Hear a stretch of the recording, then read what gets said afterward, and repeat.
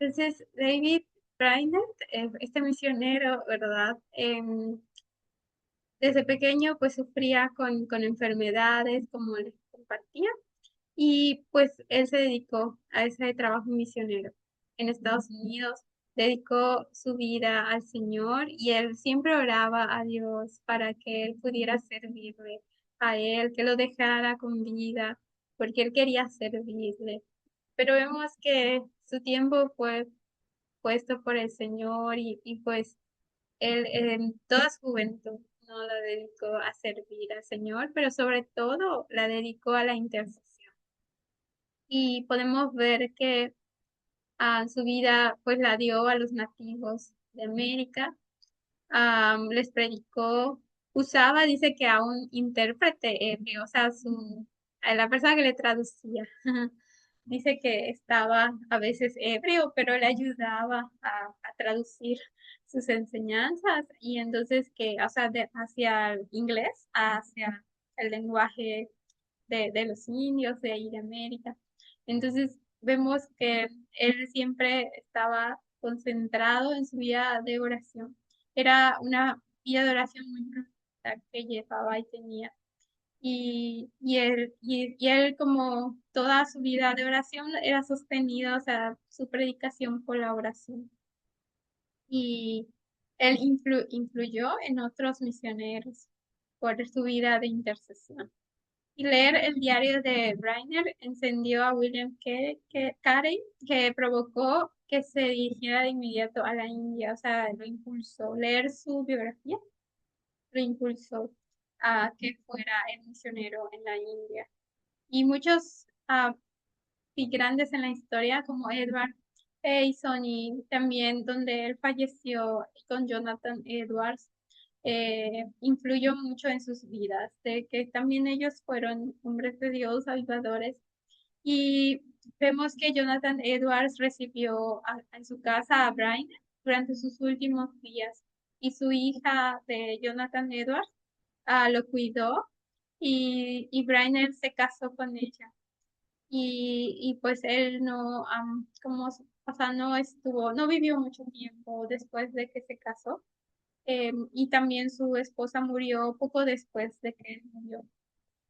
Y vemos su vida muy, muy triste, muy, muy difícil, muy, muy difícil. Y quisiera que vieran como su video, ¿no? Como de su biografía y que el Señor les abre en esto, como en su historia, porque podemos ver que el Señor nos usa en medio de nuestras debilidades, en medio de las dificultades que pasamos nosotros y a través de nuestros procesos y luchas que pudieran ver en la vida de David Trainer, como él fue tan débil físicamente y él padecía mucho depresión, mucho, pero en medio de sus tristezas y las angustias que él pasaba, siempre se dedicó a la oración y siempre le sirvió al Señor, así en medio de sus luchas. Entonces, vamos a ver su historia en el video, pero ahora sí les voy a compartir el sonido porque luego no se escucha.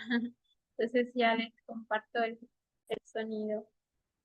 Y les pongo el videito, que es su diario de... Un fuego nuevo en tu corazón. La historia de David Brainerd, el misionero que vivió para orar. Un hombre que vivió apenas 29 años, pero cuya vida sigue resonando hasta nuestros días. A los 14 ya había perdido a su padre y a su madre. Desde la niñez cargaba con una fuerte inclinación a la melancolía, marcada por profundos momentos de tristeza. Sin embargo, su verdadera conversión no llegaría hasta los 22 años, después de una intensa lucha interior en busca de paz espiritual. Su llamado misionero fue breve, apenas 4 años, pero en ese corto tiempo su entrega a la oración era tan profunda que muchos decían que parecía orar más de lo que vivía. Afrontaba fragilidades constantes. La tuberculosis lo consumía, escupía sangre y al mismo tiempo combatía episodios de depresión severa hasta el punto de desear la muerte. Aún así, en medio de lágrimas, dolores y quebranto, halló victoria en Dios, entregándose en oración e intercediendo con fervor por los perdidos. Jonathan Edwards, uno de los grandes nombres del puritanismo, aconsejaba que todo predicador estudiara con atención la vida de David Brainerd. No solo lo dijo, sino que publicó su diario después de su muerte. En apenas 8 años de conversión y poco más de 4 de ministerio, Brainerd encendió corazones y dejó una huella que todavía inspira a miles alrededor del mundo. David Brainerd nació el 20 de abril de 1718 en Connecticut. Su padre, Hezekiah, era abogado y su madre, Dorothy, descendía de una familia pastoral. Fue uno de varios hermanos. Más tarde, en su diario, recordaría que ya a los 7 u 8 años sentía convicciones de pecado. En septiembre de 1739, ingresó en Yale College, hoy Yale University. Desde el inicio temía que las tentaciones universitarias lo apartaran de una vida piadosa.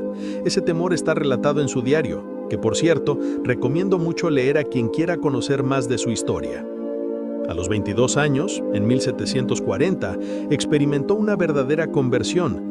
La lectura del libro Guía a Cristo de Stoddard, junto con intensas experiencias espirituales, lo llevaron a abandonar la búsqueda de la salvación por sus propios méritos, encontrando en Cristo la paz y el descanso.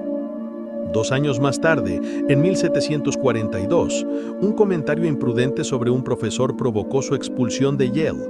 Lo que parecía un fracaso se transformó en la puerta hacia su llamado misionero. Fue invitado a Nueva York para tratar la evangelización de los pueblos indígenas y pronto fue designado como misionero por la Sociedad Escocesa. En su labor predicó entre distintas tribus nativas, enfrentando pruebas durísimas: salud debilitada, dolores constantes, desánimo y la incredulidad de los oyentes. Pero su arma era la oración. En su diario describe días completos dedicados al ayuno y a la intercesión. El día de su cumpleaños número 23, escribió que había pasado toda la jornada solo en el bosque, en oración, suplicando a Dios que le concediera vivir para su gloria.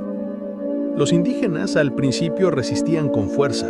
Estaban apegados a sus tradiciones, a la poligamia, a la hechicería y a diversas prácticas paganas. Muchos rechazaban el mensaje cristiano, considerándolo una amenaza a su cultura. Sin embargo, Brainerd no se rindió. Aunque enfermo, cabalgaba bajo la lluvia durante horas, escupiendo sangre, pero continuando fiel a su misión. Con el tiempo los frutos empezaron a aparecer. El 8 de abril escribió en su diario que tenía esperanzas de ver a muchos de ellos venir a Cristo. Como no hablaba la lengua de los indígenas, dependía de un intérprete llamado John. Al principio mostraba poco interés, pero más tarde fue profundamente transformado por el Evangelio y se convirtió. Su fe dio nuevo vigor a la misión y gracias a su fervor, muchos indígenas se entregaron a Cristo. Aún en medio de victorias, Brainerd confesaba sus estados de melancolía, describiéndolos como amargos como la muerte, llegando a desear partir de este mundo. Pero su fe en la soberanía de Dios lo sostenía. Creía que el Señor controlaba incluso sus sufrimientos, usándolos para propósitos eternos. Esa fragilidad humana es precisamente lo que hace tan poderosa su historia. No fue un superhombre, sino alguien débil, enfermo, abatido. Y es ahí donde brilla la gracia de Dios, que usa vasos frágiles para impactar generaciones. El fruto de su ministerio fue notable. En comunidades como Cross Wixon y Forks of Delaware, cientos de indígenas se convirtieron, abandonando prácticas paganas y entregando sus vidas a Cristo. Se dedicaban a la oración, al estudio de la Biblia y a la vida en comunidad.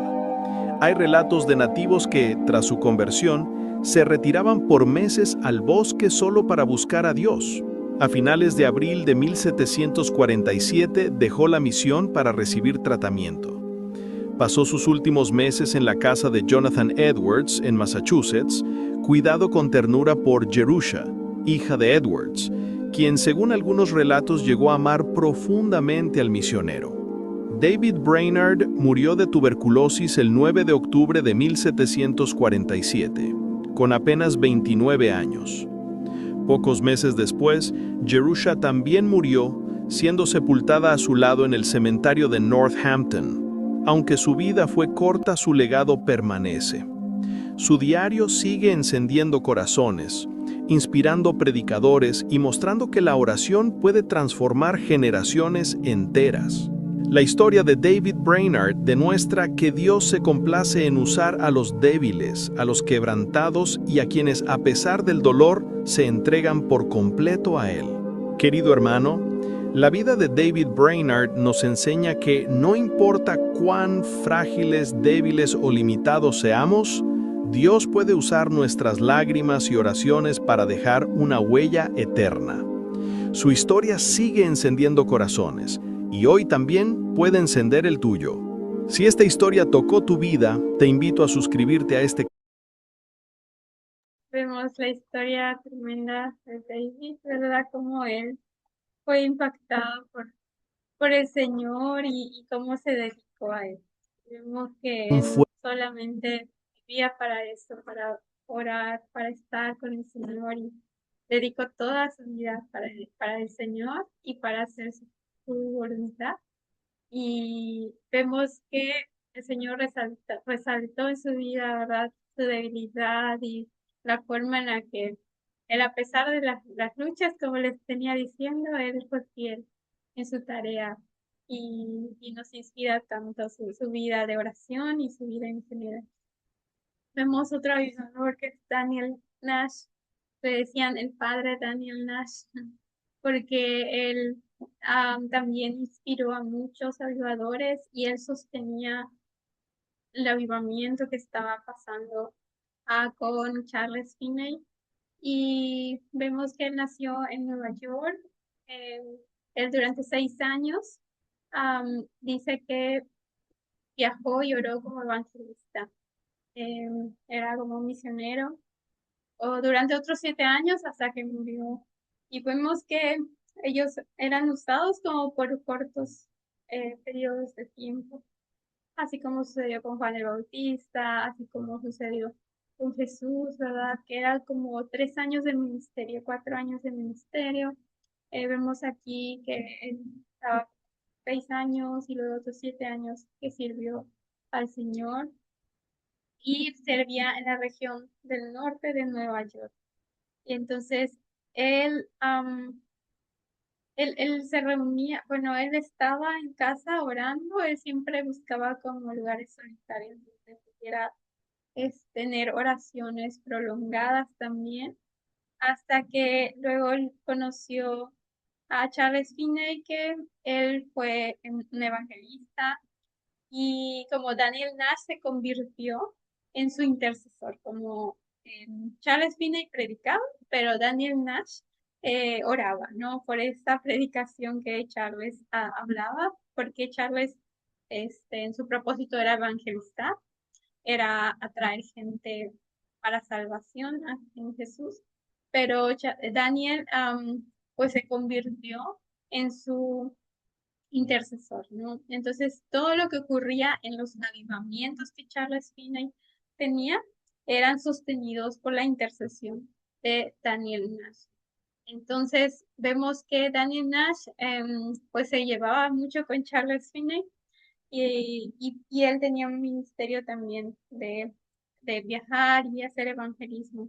Entonces, vemos que luego él hace esas reuniones y empieza a hacer reuniones para buscar la presencia de Dios y reuniones donde pues eran de avivamiento y dice que los años que precedieron los ministerios de oración con con Charles estaban llenos de rechazo, persecución, muchas veces ataques físicos y en todos los demás niveles, a pesar de los poderosos actos de Dios que llevaba a cabo como pastor, o sea, tenía como mucha oposición. El equipo evangelístico de Finney operaba con base en que la oración era esencial para la preparación de un área para el evangelismo. O sea, evangelizamos, como les decía la clase pasada, ¿verdad? Es muy necesario la oración, la preparación en el terreno espiritual, que lo que hace la intercesión.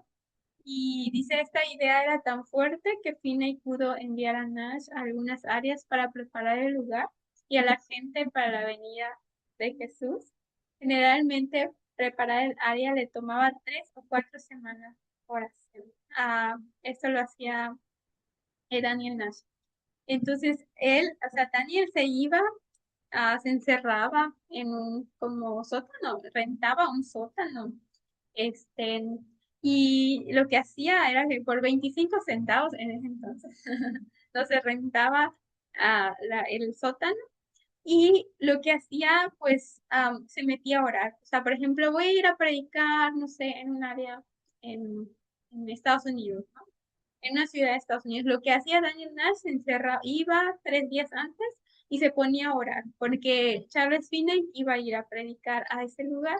Entonces, por 3 días consecutivos, él oraba y ya cuando Charles llegaba, pues Daniel ya había hecho un trabajo de preparación de oración y cuando Charles llegaba a ese lugar a predicar,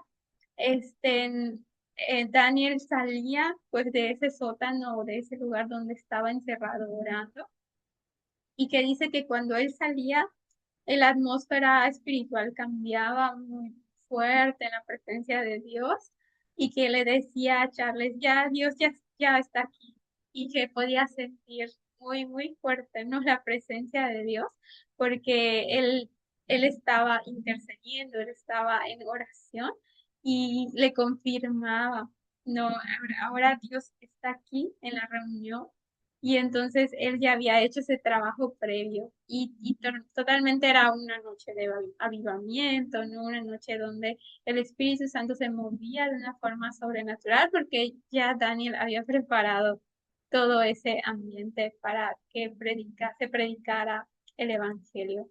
Entonces dice que cuando Dios se dirigía a donde se iba a llevar a cabo la reunión, el padre Nash se metía discretamente en el pueblo para buscar 2 o 3 personas que hicieran una alianza para orar con él. Algunas veces tenía a su lado un hombre con un ministerio similar que es Abel Cray. Juntos comenzaban a orar fervientemente a Dios para que moviera a la comunidad. Y aquí hay un relato de Leonard Ravenhill, que también es muy conocido, pero lo pueden leer en casa. Igual les voy a enviar su diario de David, que anterior que vimos, que también hay pedacitos en este curso que escribió el pastor Corey Russell. Él escribió partecitas, como que puso partecitas de los diarios de estos avivadores o de estos sistemas. Entonces, dice que a veces no iban, Daniel Nash no iba a las reuniones. Como les decía, a veces iba y se presentaba y como que se sentía la presencia de Dios más fuerte. Pero a veces sí, a veces no. Pero Finney predicaba, ¿no? Que Charles Finney predicaba. Nash oraba para que el Espíritu Santo se derramara en él, en Finney.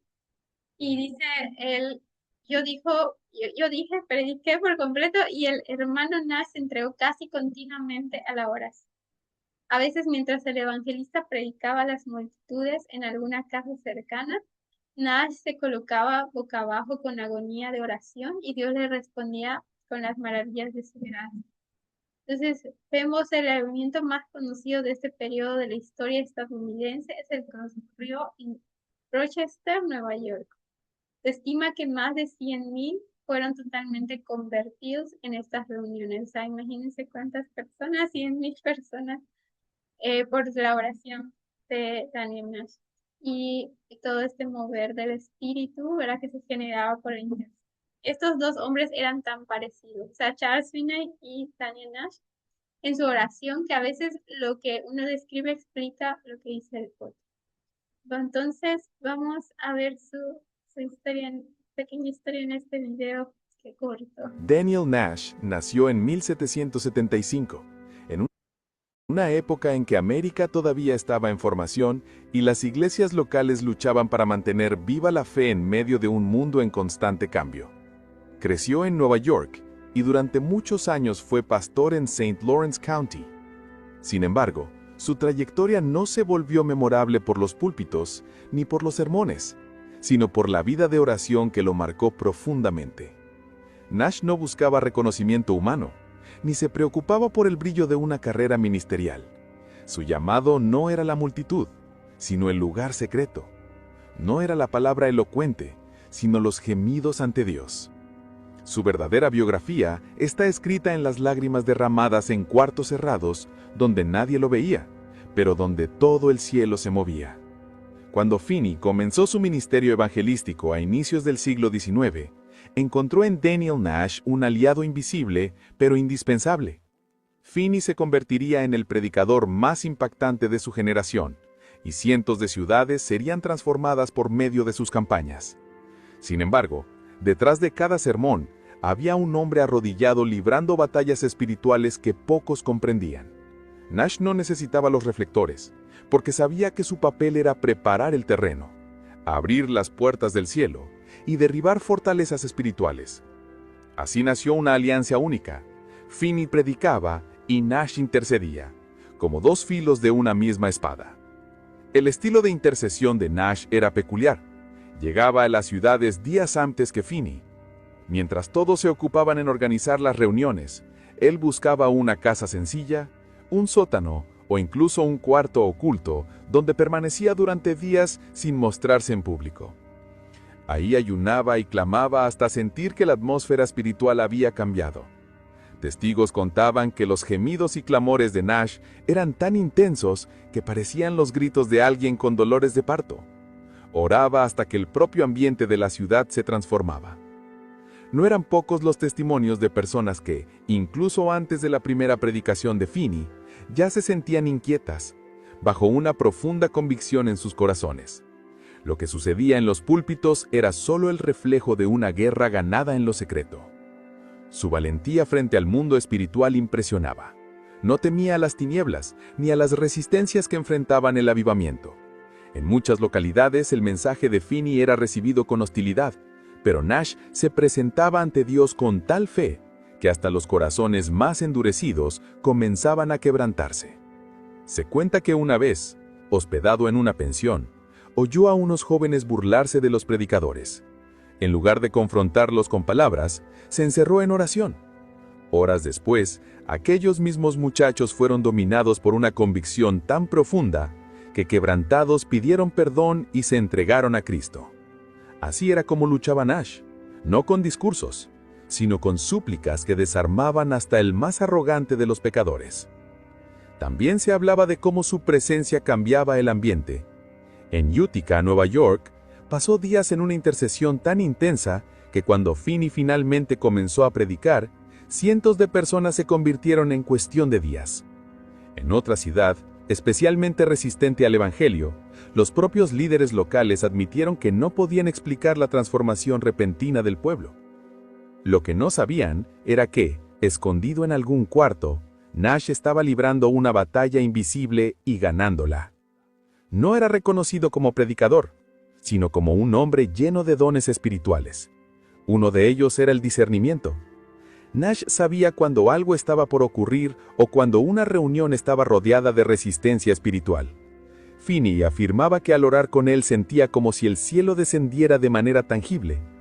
Otros compañeros de oración decían que cuando Nash comenzaba a clamar, eran tomados por un peso de intercesión tan profundo que resultaba imposible no unirse a su gemido. Era como si Dios mismo los guiara a la batalla a través de él. Nash no buscaba títulos, proyectos grandiosos ni posiciones. Su único proyecto era interceder hasta que el avivamiento llegara. Entendía que su ministerio era el de la retaguardia, sosteniendo en oración a quien estaría en la línea de frente. Muchos en el futuro llamarían a ese papel la columna oculta del avivamiento. Mientras Finney enfrentaba multitudes, Nash estaba doblado en algún cuarto, siendo la fuerza invisible detrás de cada conversión. Finney reconocía públicamente la importancia de su intercesor.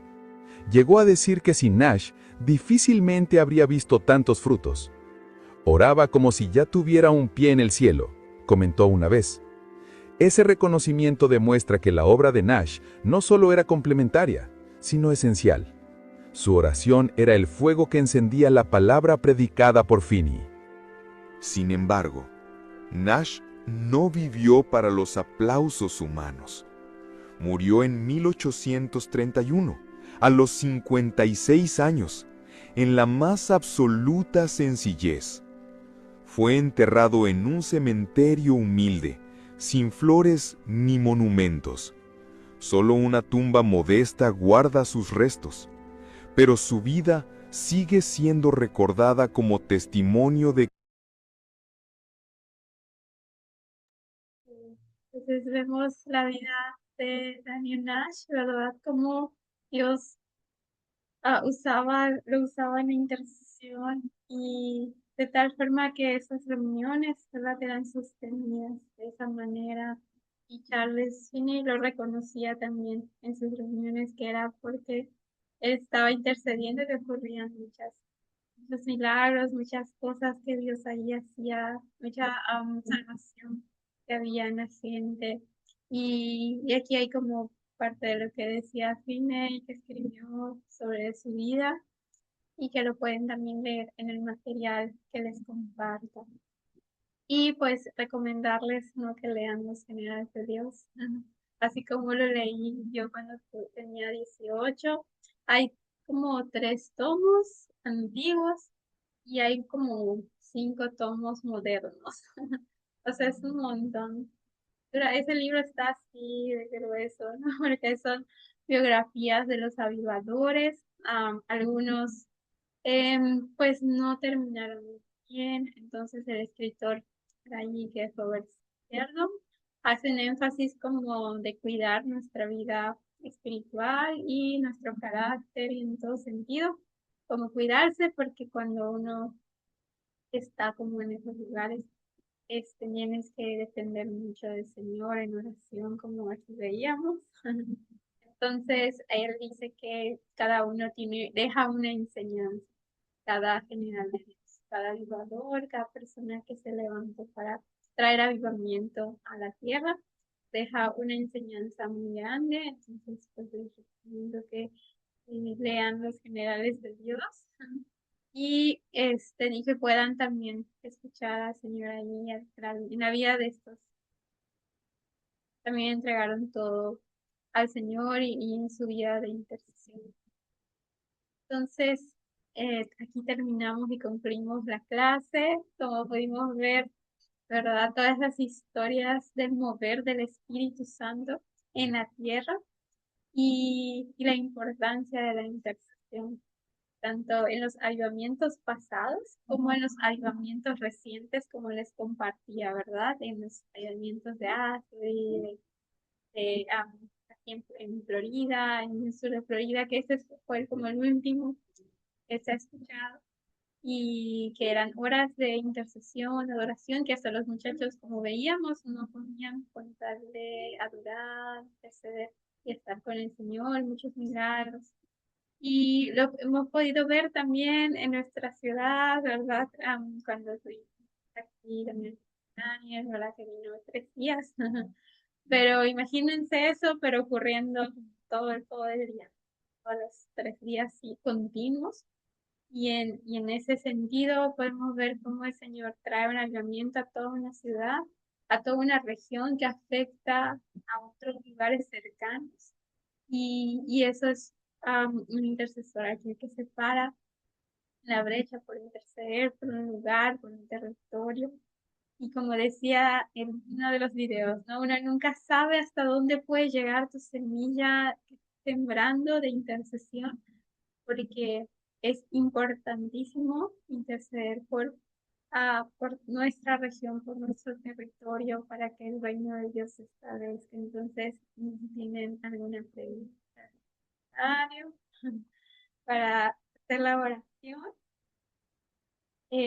pero sí es muy bueno este tema acerca de los ayudamientos em, que vimos en el pasado, pero que vamos a ver esto, pero multiplicado. Imagínense las oraciones que se van a levantar, imagínense el movimiento de oración e intercesión y estos movimientos que el Espíritu hizo en el pasado, pero multiplicado, ¿verdad? De una forma tan tremenda, ver el mover del Espíritu en profecía, en milagros, en lo sobrenatural.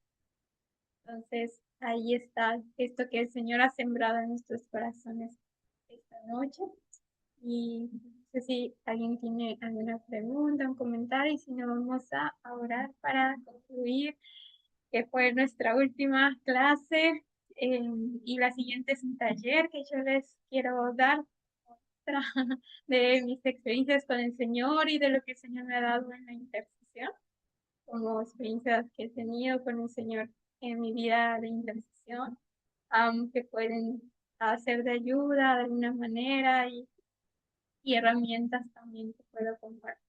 Entonces ya esa sería como en 15 días nuestra última clase y sesión y taller, pero ya oficialmente ya terminamos con el curso, el libro del Dr. Corey Russell, La Gloria de la Intercesión.